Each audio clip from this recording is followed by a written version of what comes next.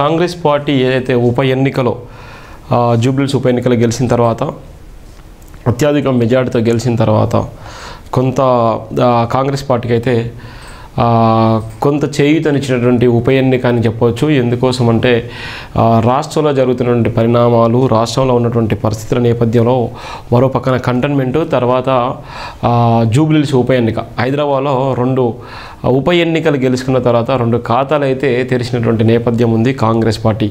ఇదంతా సీఎం రేవంత్ రెడ్డి ఆధ్వర్యంలోనే, బట్టి విక్రమార్క ఆధ్వర్యంలో ఉన్నటువంటి వీళ్ళిద్దరి కోఆర్డినేషన్ వల్ల తెలంగాణ రాష్ట్రంలో ఉన్నటువంటి పరిస్థితులను అధిగమించి బీఆర్ఎస్ను ఓడించినటువంటి చరిత్రలో కూడా రేవంత్ రెడ్డి, బట్టి విక్రమార్క వీళ్ళిద్దరూ సుదీర్ఘ ప్రయత్నంలో భాగంగా కాంగ్రెస్ పార్టీ తెలంగాణ రాష్ట్రం ఇచ్చిందనేటువంటి ఒక అదే కాన్సెప్ట్తోని, అదే ఆలోచనతోని వాళ్ళు సుడిగాలి పర్యటన చేసి అనేకమైనటువంటి ఇబ్బందులు తట్టుకొని ఎండ వాన వర్షం అనేది సైతం లెక్క చేయకుండా ఒక పక్కన రేవంత్ రెడ్డి పాదయాత్ర, మరో పక్కన బట్టి విక్రమార్క పాదయాత్రతోని తెలంగాణ రాష్ట్రంలో ఉన్నటువంటి కాంగ్రెస్ పార్టీని అధికారంలోకి తీసుకొచ్చినటువంటి పరిస్థితి అయితే మనం చూసినాం.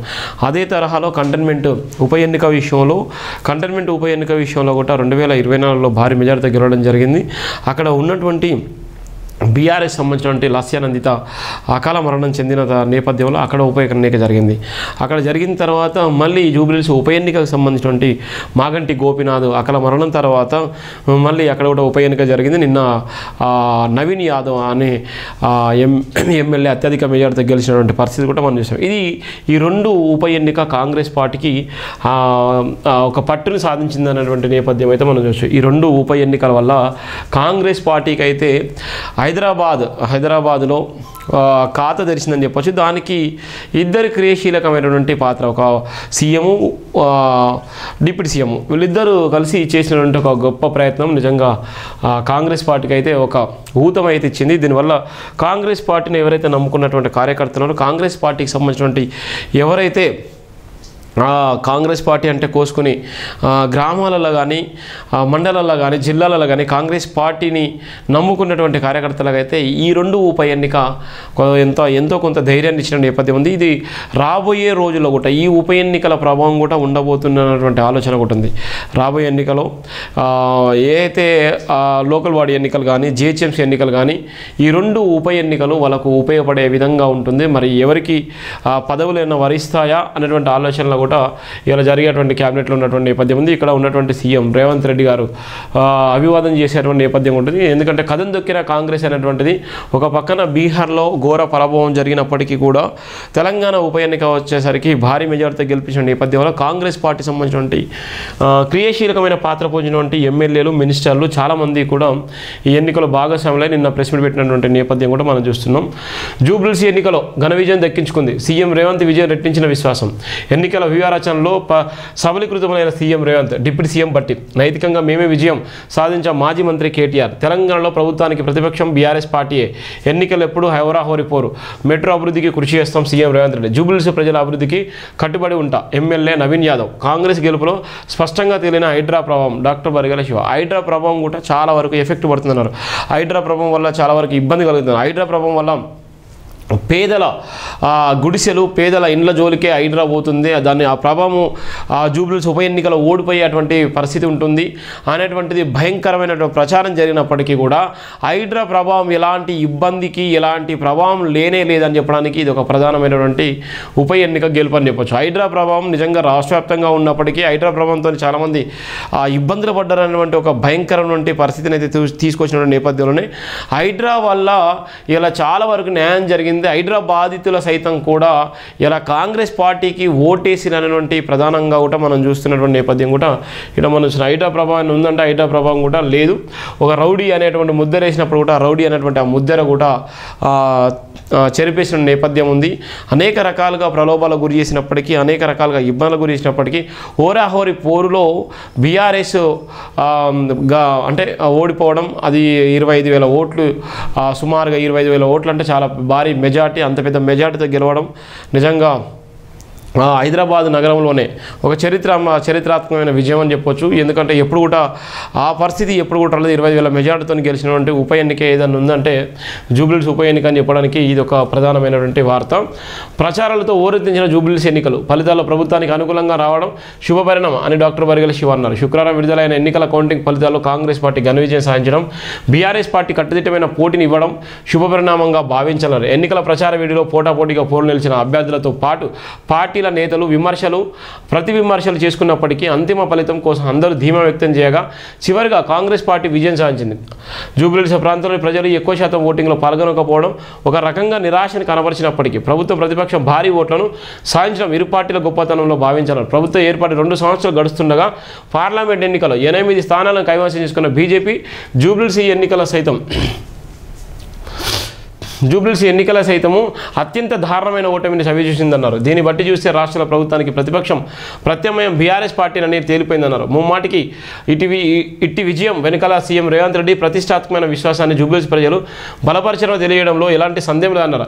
అదే తరహాలో డిప్యూటీ సీఎం బట్టి విక్రమార్క తనదైన శైలిలో జూబ్లీహిల్స్ ప్రజల్ని ఆకర్షించగలడంతో పాటు అభివృద్ధికి సంబంధించిన స్పష్టమైన హామీని క్లారిటీని ఇవ్వడంలో ప్రజలు CM Revanth Reddy deputy CM బట్టి విక్రమార్కలపై బలమైన విశ్వాసాన్ని ప్రకటించి ఓట్లు వేసి గెలిపించారన్నారు. మరోవైపు ప్రతిపక్షం జూబ్లీహిల్స్ ఎన్నికల సజావుగా సాగలేదని, ఎన్నికల జరిగిన లోటుపాట్లను ఆధారాలతో సహా ఎన్నికల కమిషన్ ముందు పెట్టామని బీఆర్ఎస్ వర్కింగ్ ప్రెసిడెంట్ కేటీఆర్ పత్రికా సమావేశంలో తెలపడం ఎన్నికల విధానంలో పలు మార్పులు జరగాల్సి ఉందని తెలంగాణ ప్రజలకు జూబ్లీహిల్స్ ఎన్నికల ద్వారా గుర్తు చేశారన్నారు.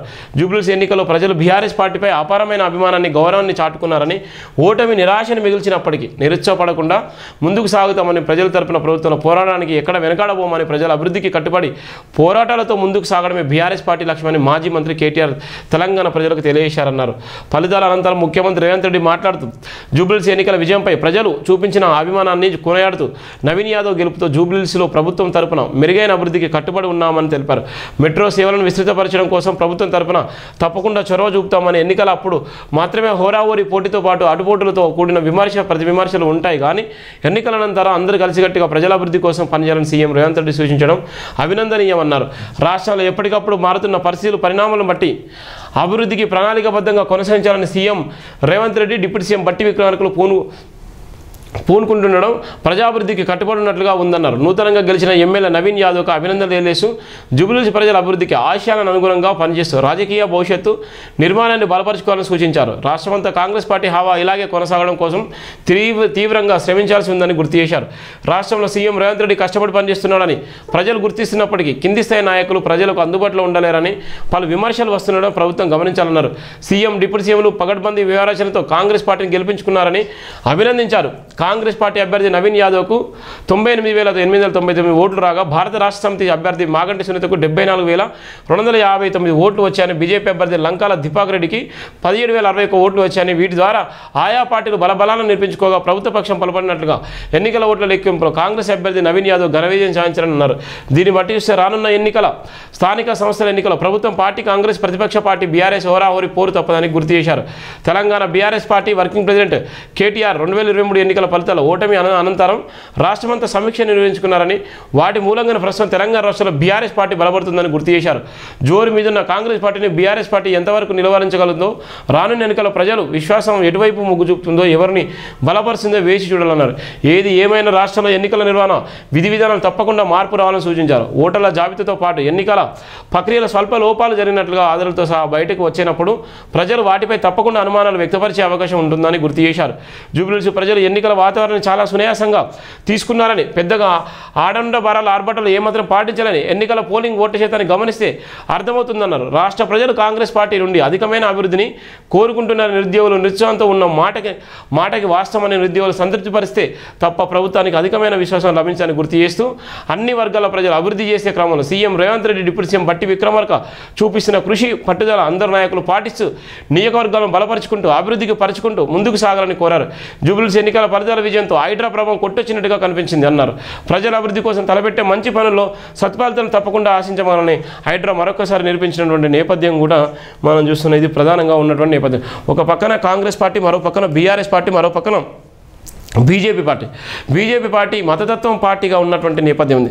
మతాన్ని పూనుకొని మత రాజకీయాలు చేస్తూ ఈవీఎం ట్యాంపరింగ్ చేస్తూ ఇలా ఉన్నటువంటి బీహార్లో కానీ ఎక్కడ చూసినా కూడా ఇలా ఓటును ఇష్టానుసారంగా వాళ్ళ చేతిలో కబందస్తాలు పెట్టుకొని గెలిపే లక్ష్యంగా చేసుకునే బీజేపీ పార్టీ.